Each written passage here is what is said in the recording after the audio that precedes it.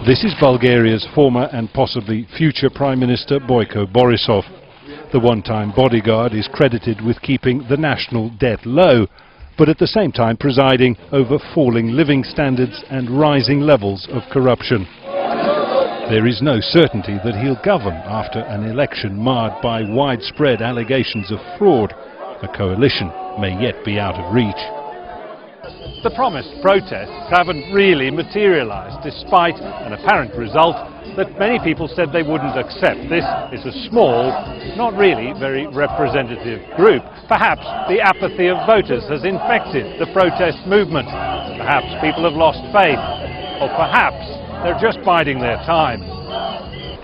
Earlier in the day at the Alexander Pushkin High School in Sofia, voters arrived in the shadow of literary history. Bulgaria has been holding democratic elections since the end of communist rule in 1990. In its recent political history, there has seldom been a state of such bitter deadlock. We are all very confused and I don't know what's going to happen. We have the benefit of free movement of people, but we are not part of the economic environment of Europe.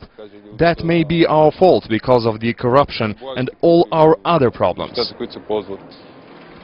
In a country where 1 in 5 lives below the poverty line, the high hopes of EU membership have faded away. The Bulgarian government made some bad choices, but also the Bulgarian population is still not realizing what is important for them. And what is important for them is to work more productively, to work harder and to educate themselves. Because our productivity is very, very low compared to the average productivity in EU. Back in February, thousands filled the streets protesting against corruption, crime and unemployment, low wages and high prices.